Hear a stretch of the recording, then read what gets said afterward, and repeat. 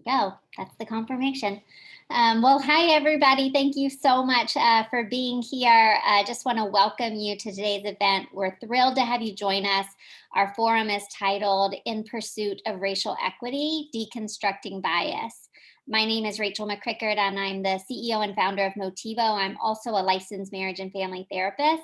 For those of you who are unfamiliar with Motivo, let me just quickly say that Motivo is an online clinical supervision platform. And we have a network of about 1,000 clinical supervisors, a couple of which are on our panel today.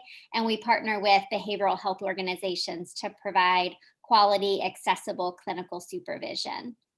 We have 4 incredible panelists to lead us in this discussion today. But before we dive in, I want to just say a quick thank you to Anthem, who's partnering with us on today's event, as well as all the events that we've had in our racial equity series. Anthem has shown a lot of dedication to speaking up on this important issue of racial justice and racial equity, and we are proud to partner with them today. I'm going to pass it over to my friend Meryl, who's going to say a few words about Anthem. Great, Rachel, thank you. We are absolutely excited to be here as always. Good afternoon, everyone. Welcome. Hopefully you do not have the stormy, rainy weather that we're having down here in the Southeast. My name is Meryl Friedman. I do have the privilege of leading the advocacy here at Anthem, as well as the disability policy engagement team. And we are so thrilled you've chosen to join us today. I have said throughout the development of this series that we are truly overwhelmed in the best of ways with the interest and the conversation that you all have had, and that we continue to come together to continue to reinforce the fact that there's no greater discussion for us to be having than to facilitate deeper conversations around racial equity. So thank you to all of you also who've included a question in your registration. We do use those questions to shape the content, so it is really helpful. And I would be remiss if I didn't just remember to ask you quickly to please stay on at the end and fill out that online survey about the forum, because we will use your feedback. One, it's important to us, but we're using that to inform the topics, right? Building out the content for the next forum in the series. So please tell us what you want to learn more about. If there are nuggets of what's spoken of today, or just completely different topics around addressing racial inequities and racial justice, we'd love to hear your thoughts and be able to build our next series based on your input. So again, thank you for joining us. I'm going to turn it over to our fabulous facilitator, Dr. Malloy, my colleague, and our incredible panelists. And we look forward to seeing your Q&A throughout the discussion. Great, thank you so much. Well, I am excited to be here. Thank you so much to everyone who's joining us. Your participation is very well appreciated and really makes us excited to be here and continue this work with you. This is the 3rd webinar in our Racial Equity Forum series, and thank you to those of you who have been along with us along the journey and really contributed to where it's gone and bringing us to today's topic on deconstructing bias. Just as a reminder, our first one was on racial trauma, and then next to allyship. And this one today on deconstructing bias really came out of some of the questions and feedbacks from all of you who've participated in the previous webinars and those who registered for today.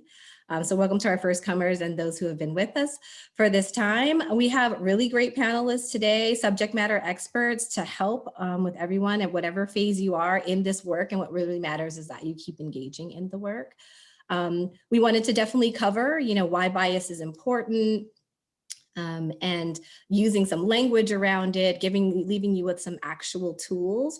I will start with a little more formal introduction of myself, and then some introductory words about our panelists, and then allow them to say a little bit more about themselves and what brought them here today to speak about this topic. I'm Dr. Demetria Malloy, and I'm one of the medical director, regional vice presidents for our national accounts team at Anthem, and have worked with other teams across Anthem as well on a lot of provider-facing issues, as well as particularly a lot on the health equity and racial equity questions that we're covering today, and Anthem has been working on diligently and adding to over the last couple of years. Well, who we have, and I kind of just go around what I see on the screen here. Dr. Carla Smith is one of our guests today, and she's a licensed therapist in private practice in Atlanta, Georgia. She's also the founder and lead consultant of Brownstone Consulting, a professional development firm specializing in diversity, equity, and inclusion training. Dr. Makungu Akinyela is a licensed couple and family therapist working in private practice in Atlanta and associate professor of Africana Studies at Georgia State University. He's a clinical fellow and approved supervisor of the American Association of Marriage and Family Therapists. His research focuses on cultural critique of Western psychotherapy and decolonizing approaches to therapy and other healing practices among African, Asian, Latinx, Indigenous, and Middle Eastern cultures. Dr. Jean Combs is a psychiatrist and family therapist who is a co-director of the Evanston Family Therapy Center in Evanston, Illinois, where he teaches workshops on narrative therapy with his partner, Jill Friedman. He and Jill have co-authored books and articles on narrative therapy. And understanding and working to undermine white privilege and white supremacy has been a major focus for Jean in recent years.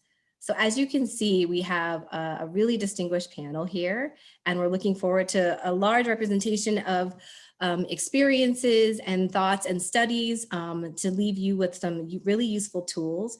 And what I wanted to do was get the panelists started with how they have come to understand bias, how they define it, some of the language they use around it to level set everyone on the call, and why, you know, the impact of it's so great, and why it's really important to deconstruct that. And the last word I'll say before I turn it over to one of our panelists is, there's been, certainly a lot of research in this area. And some of the things might shock you a bit, but I think it's really important to somewhat bring some of the shock value of it to the front to let you know how much the impact can really be at certain points. I wanted to pull out one particular study that was published in the Proceedings of the National Academies of Science in 2016. And this is one where they surveyed incoming medical students. So, all of us who embarked on our training at some point were these kinds of students coming in, and really with the good intentions of obviously helping patients and clients moving forward and being able to learn how to be trained to do that. So a couple of statements. Black people's nerve endings are less sensitive than white people's. Black people's skin is thicker than white people's. Black people's blood coagulates more quickly than white people's. These were 3 statements that they asked whether or not they was true. There was sort of a spectrum on how much they believed it, strongly agree, thought that it was true or not. In this 2016 study, I'll just give the one stat that at least 1 out of 2 of all of the trainees that they surveyed believed at least one of those statements. They were really distinctly linking it to what they found as a health disparity in pain treatment. But some of those things were really pulled out to say, if that's an underlying bias, how you use your professional assessment in a given situation and then develop a treatment plan and moving forward for the opportunities for your patient or client are definitely framed by some of those beliefs. So to be such a well-intentioned person coming in with that idea might really affect your ability to treat someone and what opportunities they have moving forward. So I'm going to start with Dr. Carla Smith to talk about how you have come to know and define bias, the language that you've used around it, and impact, and why it's really important to actually talk with that, particularly amongst providers and clinicians today. Sure. So first, good afternoon, everyone. I kind of think of bias as a whole, and then different types of bias. So bias as a whole is, a prejudice in favor or against a person, a group, a thing, and in comparison to another. So bias can feel unfair, and it is usually unfair. It comes from a place of me wanting to favor someone over another group for various reasons or people or thing. But then when we look at types of bias, there is implicit bias and then there's explicit bias. Implicit bias is something that tends to be unconscious. It tends to be something that we don't necessarily know is there, but that is there. We have attitudes towards people. We associate various stereotypes. We learn various stereotypes, various belief systems about who a person is based on their identities. And those are things that can form unconsciously, and it makes them, that much more dangerous if we don't necessarily know that they are there. And then there's explicit bias. Explicit bias is the things that we do, the behaviors that we have associated with those thoughts and belief systems that we hold and that we carry with us. So there's, examples of overt racism, for example, racist comments, racist jokes, violence that occurs. And so those explicit biases are things that we can see actually happening. So a person who might be the victim of bias, they're going to actually experience explicit bias, but not necessarily know that there are implicit biases that a person has. Maybe their physician, their therapist, their teacher. They don't necessarily know about the implicit biases until they see the behavior that goes along with it. And then to go along with Dr. Malloy's example, to look at the field of mental health and behavioral health and therapy, things like diagnosing, assessment, treatment planning, all of those things can be impacted by our implicit biases, the types of curiosities that we have, the types of conclusions that we come to. Those are things that's in the data and also in our anecdotal experiences. Therapists are less likely to diagnose Black children with ADHD and more so look at their behaviors and their symptoms as mood or conduct disorders. And so then therefore, and also delay diagnosis as a whole. And so what we know is if we delay diagnosis, that means we delay treatment. And so with those things in therapy, those are going to be the things that make the decision of somebody else's healing or their growth journey. And our bias has a huge impact on that. Definitely. Thank you for that. Dr. Combs, do you have a comment on how you've defined bias and what impact you've seen it have?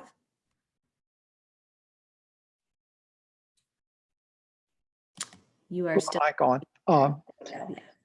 Dr. Smith covered things pretty well. I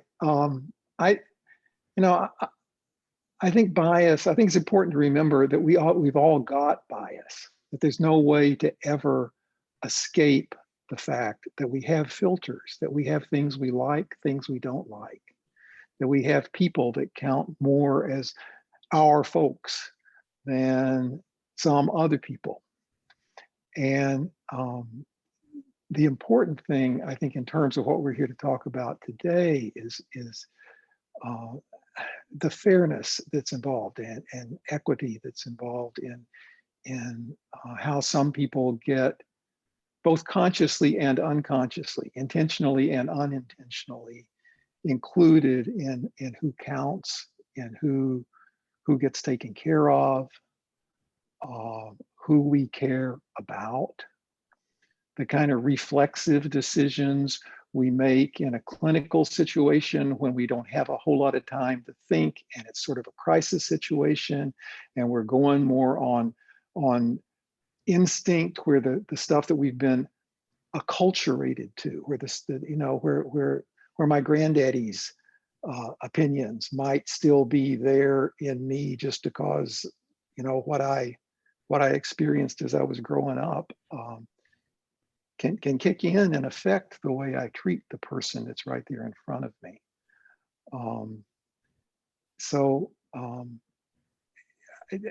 I think it's very important to remember that we can't escape it, that for somebody like me who was born into a lot of privilege, that there's things I take for granted as I move through the world that lots of other people can't take for granted.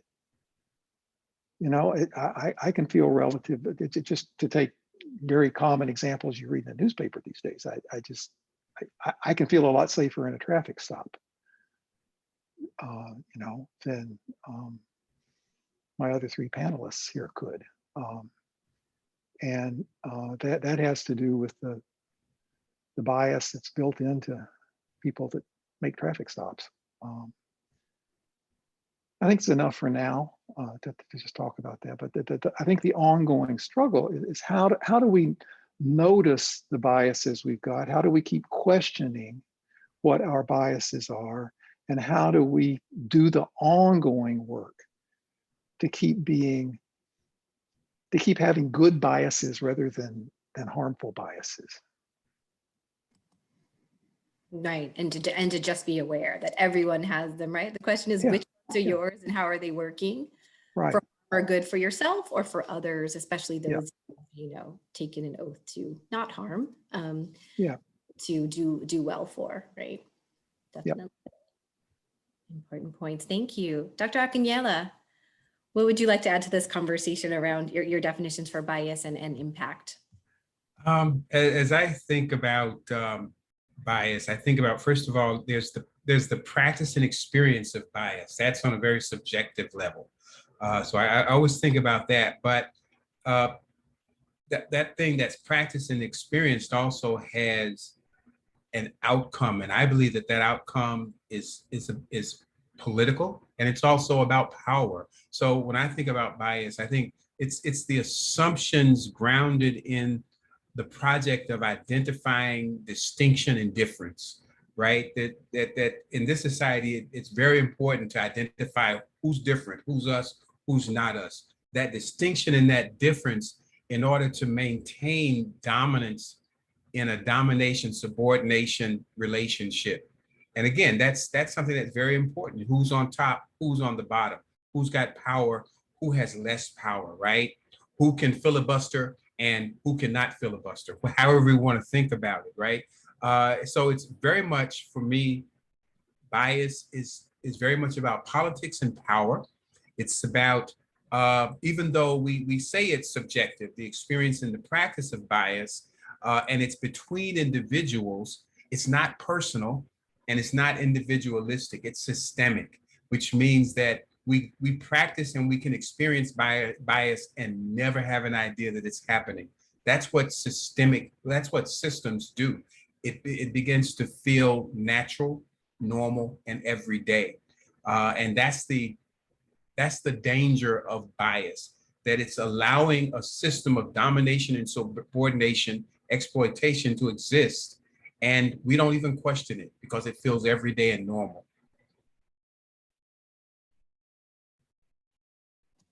Thank you for that. As we're thinking about the definitions of bias and how it's impacted, I think people are constantly asking questions, and we got some of these in the pre-submitted questions around how do you know if you have bias or when it's at work.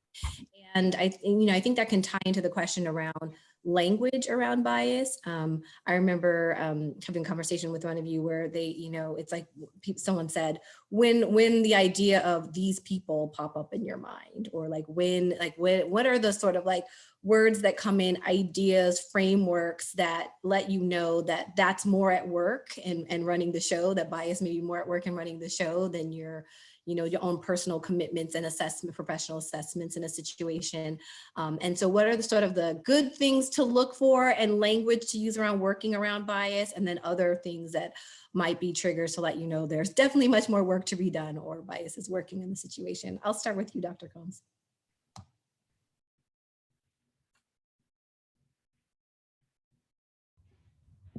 You're on mute. Oh yeah, you're on mute again.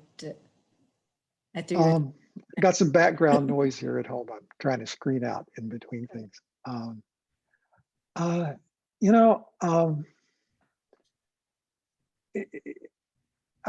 still thinking about what Dr. A's saying about power, and I think it's really important for us and I'm focusing on clinical situations here because I think that's what people are here to talk about mostly, but to think about where we are in a power hierarchy in our organizations, in the particular relationship that we're in with the people we're sitting with at the moment. I'm always wanting to do what I can to level that hierarchicalness and not to use the power that I've got unconsciously. And if I have power in a situation, if I'm in a director of an organization's kind of power, I want to be careful that I'm using that power constructively rather than destructively. And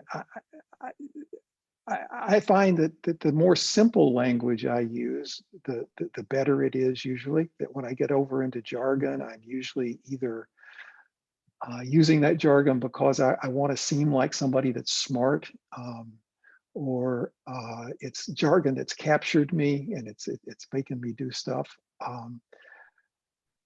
So I don't know specific words to avoid, but just notice the words you're using and what they mean.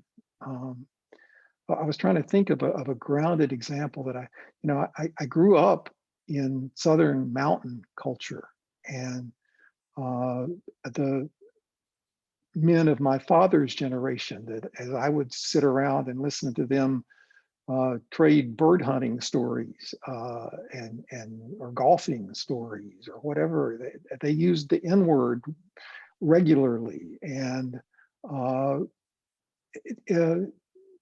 usually slightly pejoratively, like they were talking about a different kind of person, a different class of person, and that's in me.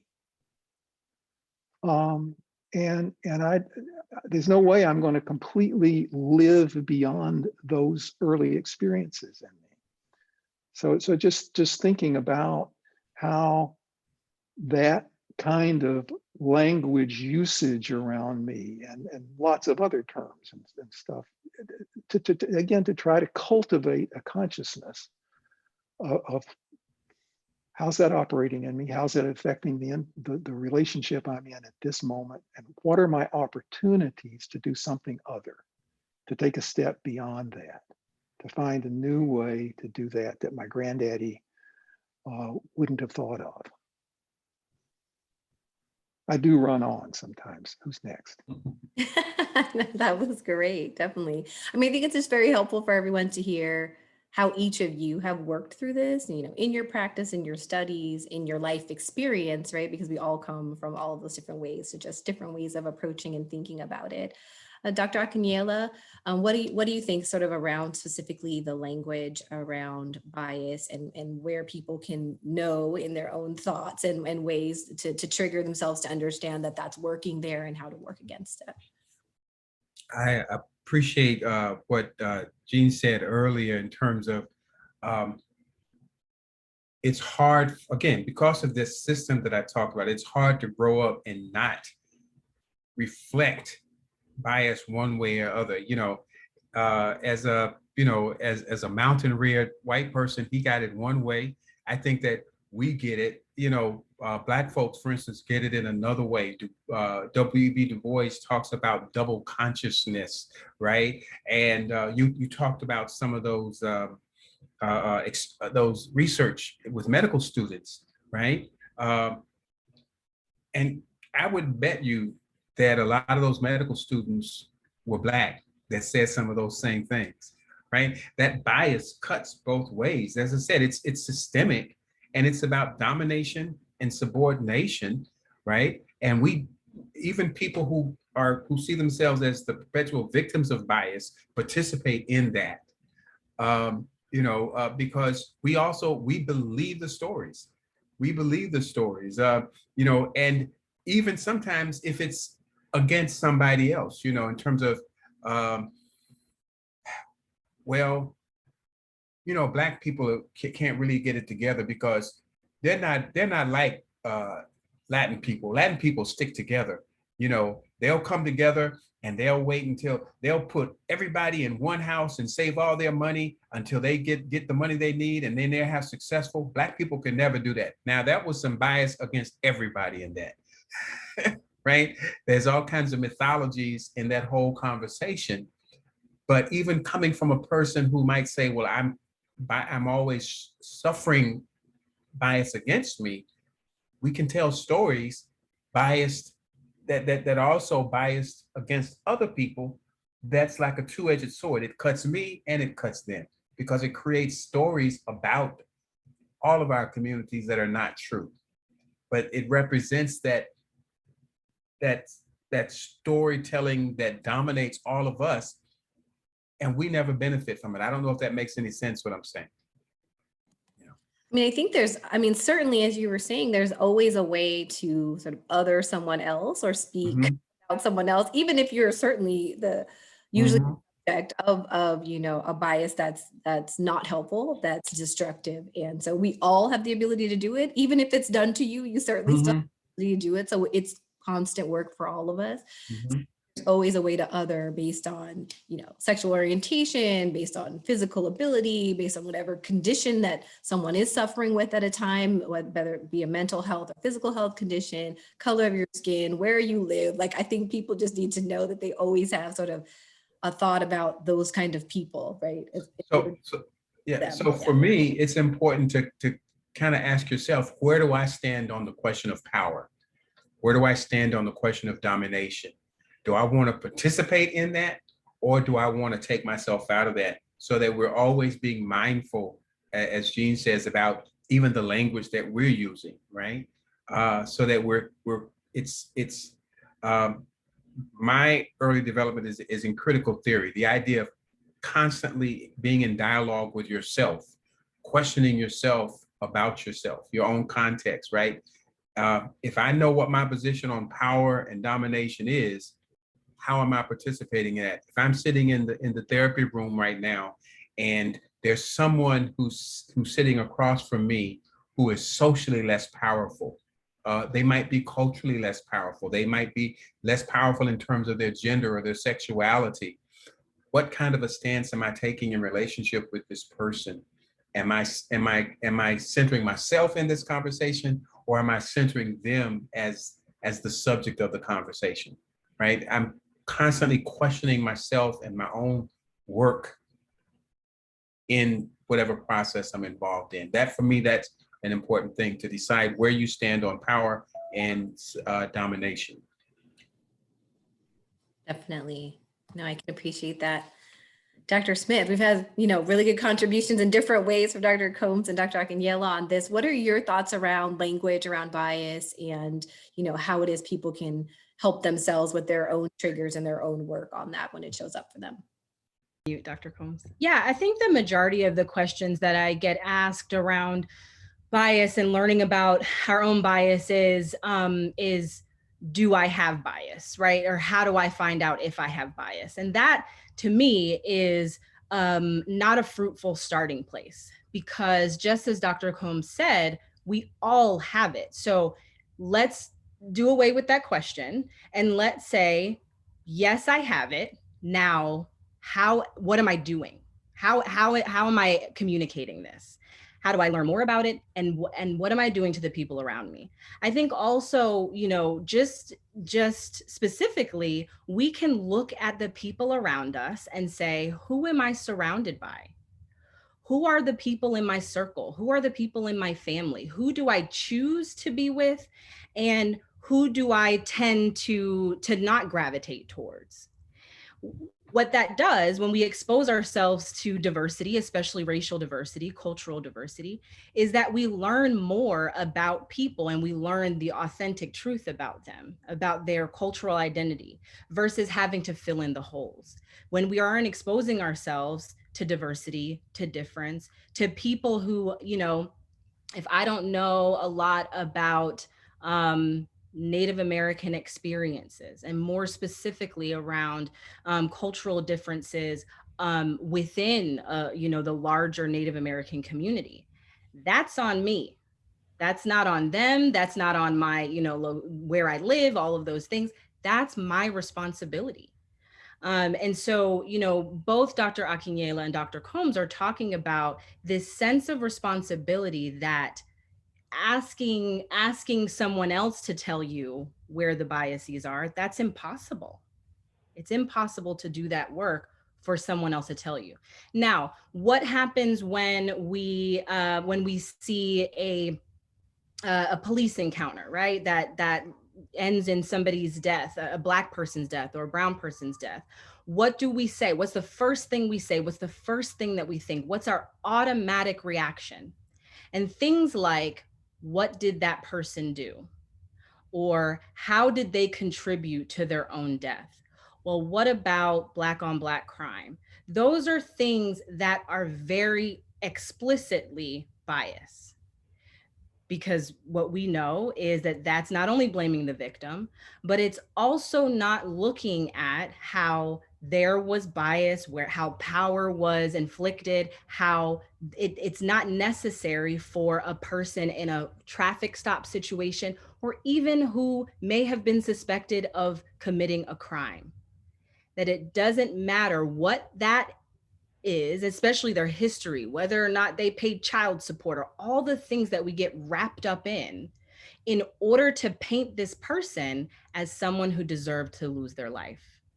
And so when we go in that direction, it's our responsibility to say that none of that even matters. It doesn't matter. Let me go back.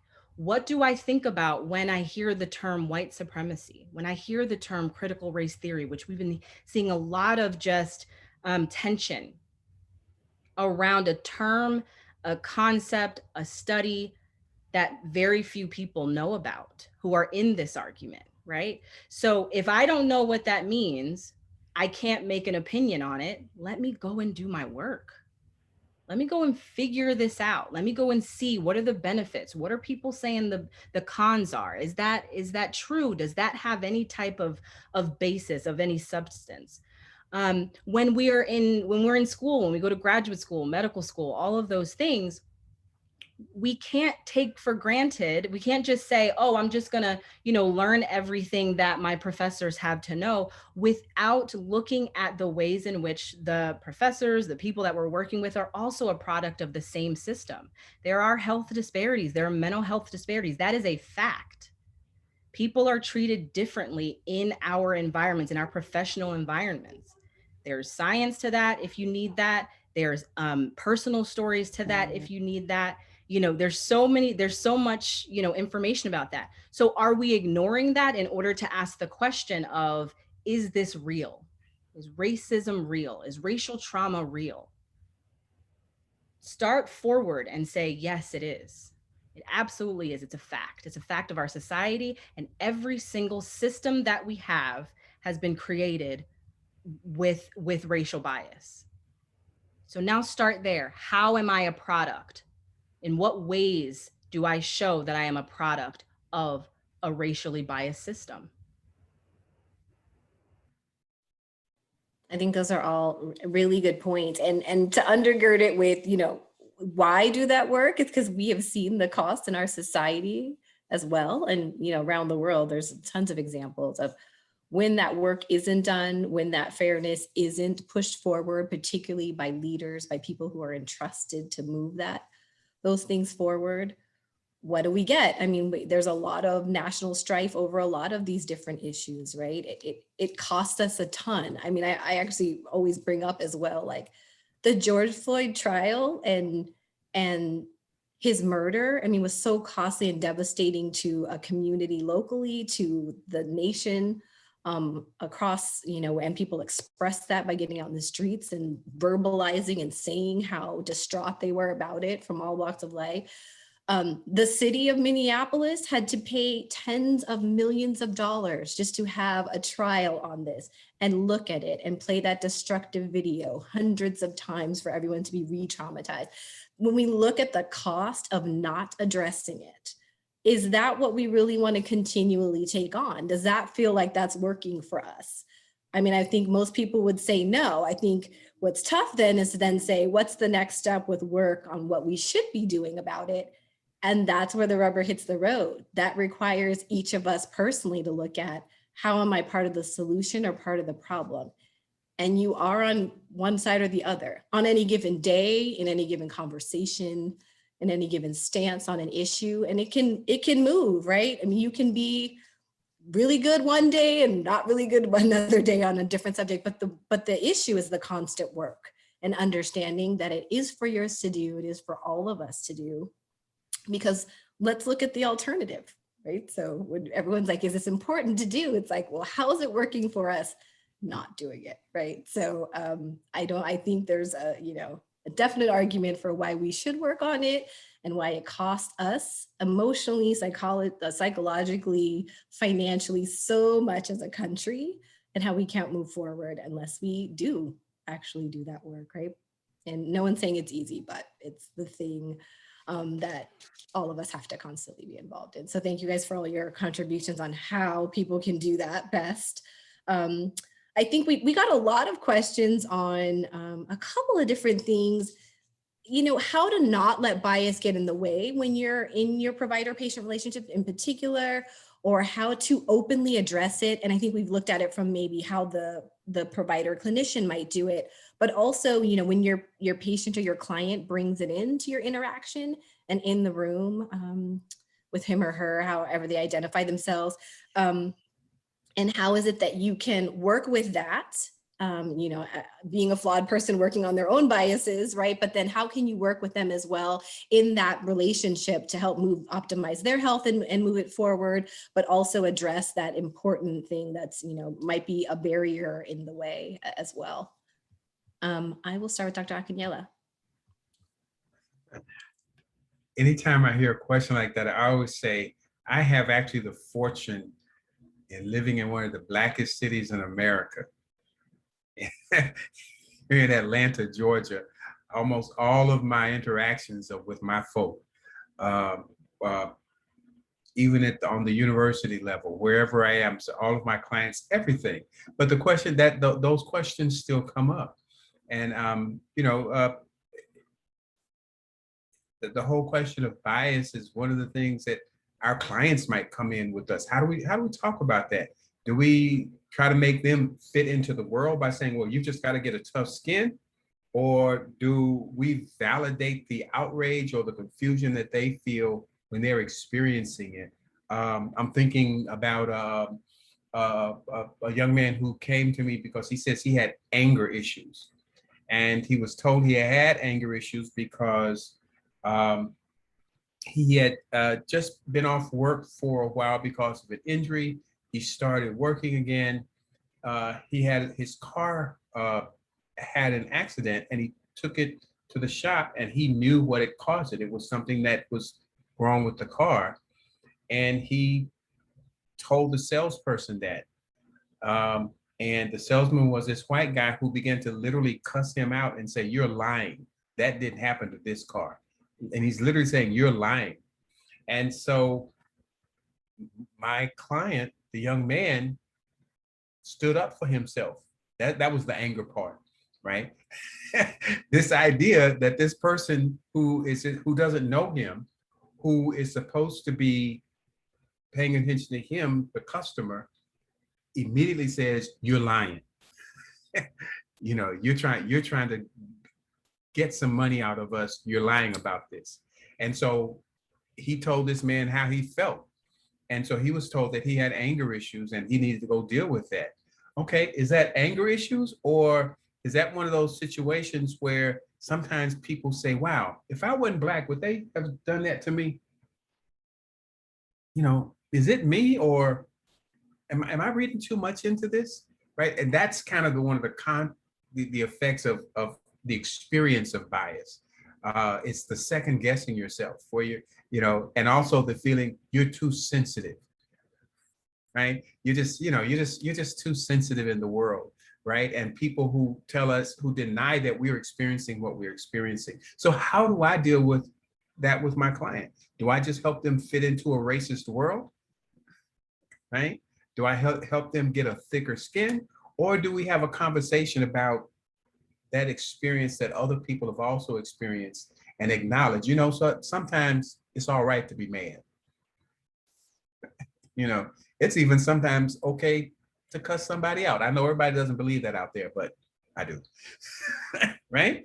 And, you know, because oftentimes systems of domination and subordination are about the importance of taking our dignity. When people can take our dignity, they take our power. And so subordinate people, less powerful people, sometimes the only weapon they have is to hold on to their dignity, right? And so do we tell people that that's wrong to try to hold your dignity and you should just submit? right? And continue the system as it is? Or can we sometimes see it as okay to validate normal, natural emotions that people who are resisting oppression experience? That, I mean, that was not an answer. That's the ethical question that we have to answer sometimes, I think, in the therapy room. I mean, I do think that's an answer, though, like a practical way of dealing with when someone comes to you and says, I have anger issues and I was told to get therapy. And then when you're unpacking it, to say, what part of this is just like a label that was put on you and likely more on you because of a bias, right? And underneath it, I mean, obviously you're trying to help them with their own mental health and processing of all the things they have to go through in life. And like each individual patient would be everything they have to go through in life, given all of their circumstances, right? But that is a live and present circumstance for that patient, right? That brought them directly to you. So you do have to deal with unpacking that and trying to let them have some sense of mental health and stability with dealing. It's not like that's going to be the only time that's going to happen, right? I mean, so it's like, what do you do with that? And then what do you do with it when it comes forward for you, so that you do feel you have some dignity, some power, your self-worth and agency is still there. I mean, those are just underlying, goals for them working with you, right? And it just looks different for people who have a lot of biases put on them that they have to deal with everybody else's issues as well. Right? Yeah, it's the constant second guessing. That's the part that damages people's mental health.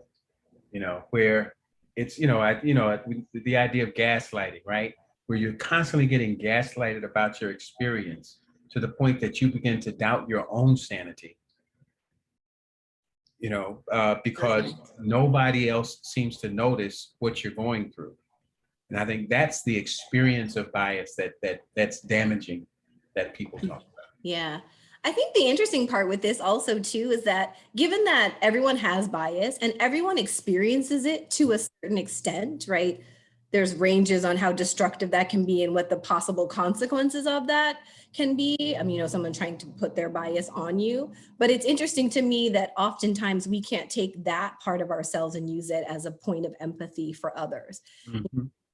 Even if you're a person that has a number of privileges in life, but something's happened to you and like you're a woman, right? There's something that's happened to you in your pursuit of education, of work, of walking down the street in a skirt that's happened to you that is put on you simply because you're a woman. And that I think it's interesting for us when we're doing that personal work as providers to use that as an empathy point.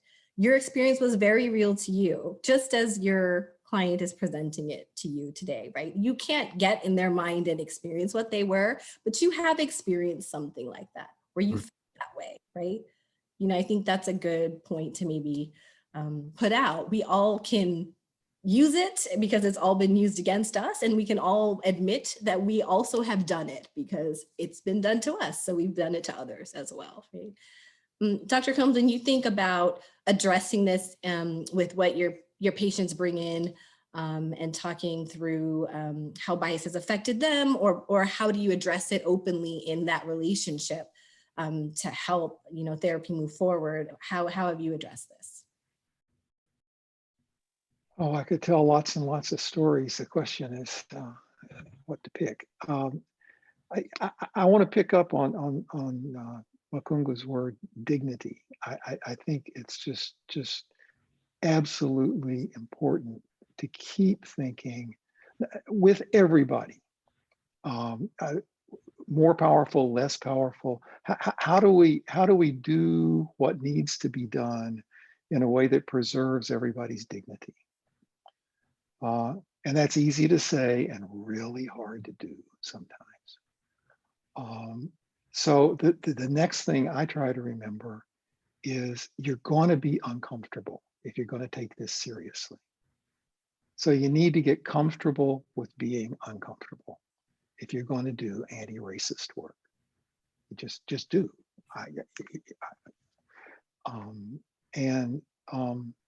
But you don't have to be miserable. You can feel a little virtuous for being willing to be a little uncomfortable, and you can take steps into how to stay clinically present, clinically useful while being uncomfortable. Um, a person that comes to mind is I saw for a number of years this very theatrical elderly lady who was, by the time I stopped seeing her, she was in her 90s, and she was pretty self-absorbed about, and she was ostensibly grieving the loss of her husband who had died 10 years before. But I think part of what she was grieving was the loss of the money that went with the husband. And I had several reasons that it was hard for me to hang in there and feel like I really, really liked her and really sympathized with her problems. But she was lonely. The therapist was about the only person she had to come talk to unburden herself on. But she would just say the most horribly, blatantly racist things.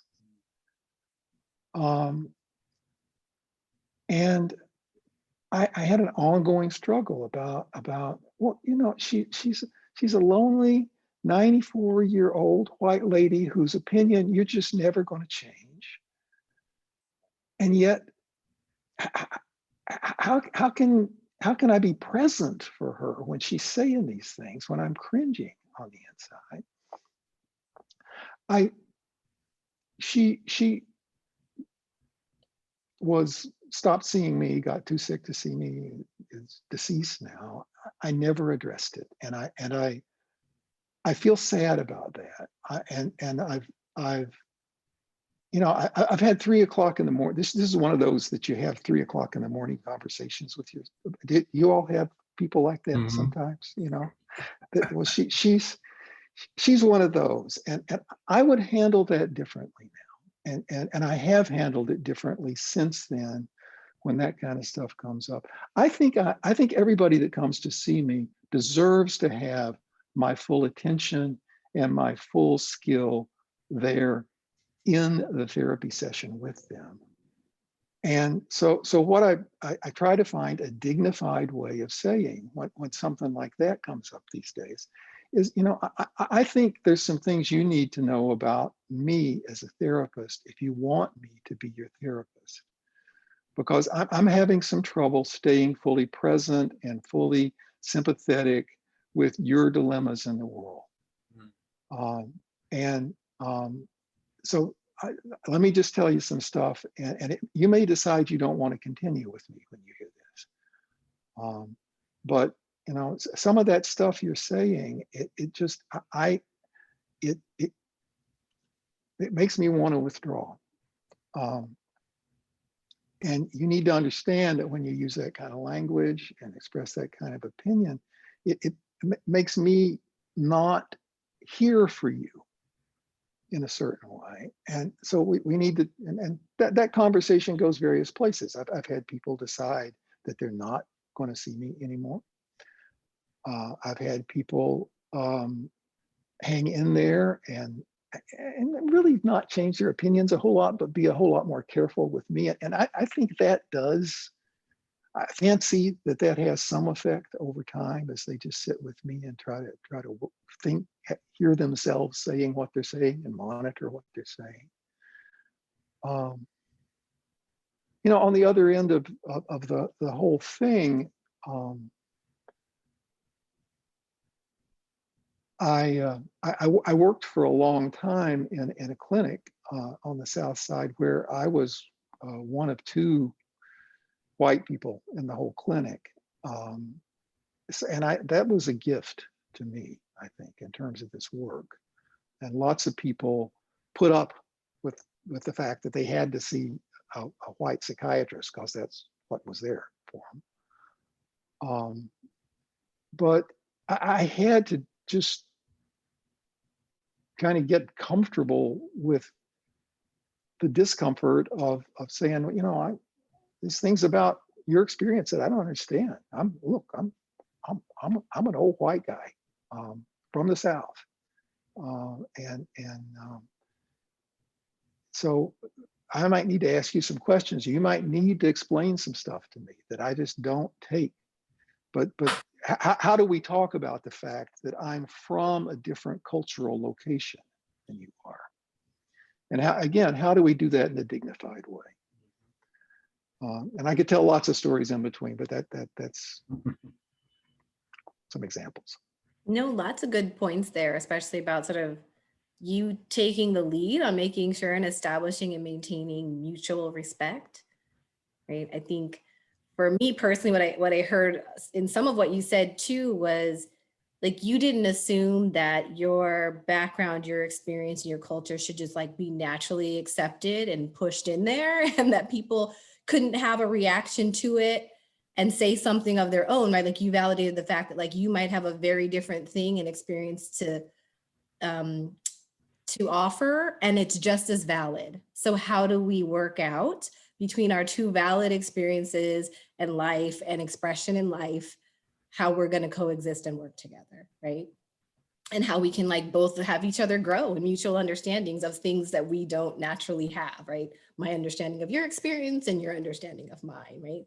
But that's really a leadership, step to take, is to say, I see that, it's in the room, I'm going to talk about it and try and establish something productive for that, right?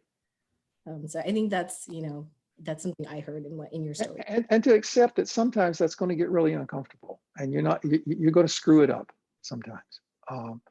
And sometimes in that screwing it up, it actually is something that over time improves the therapeutic relationship, getting past that, if you both hang in there with it together.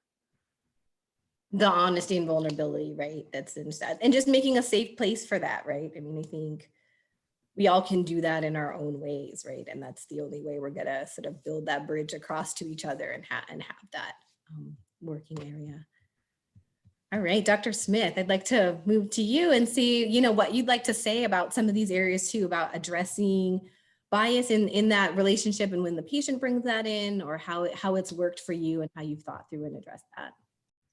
Yeah, I think one thing, as we think about like, cultural humility, right? And, that's kind of the term that we as clinicians use and that we're now kind of working toward.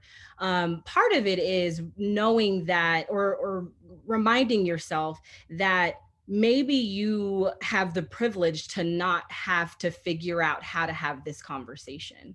Right. So, as an intern, way too many years ago, I was called by a client an N-word, B-word. And, I'm from New Jersey, doesn't usually shake me, but what shook me was that it was said, I was called that amongst people that I was working with. I'm the intern, and, a director was standing right there and didn't say anything. And so to have those experiences and to be able to, as a person, say, okay, maybe I can, figure out that maybe there's some stuff going on with my client or with this person.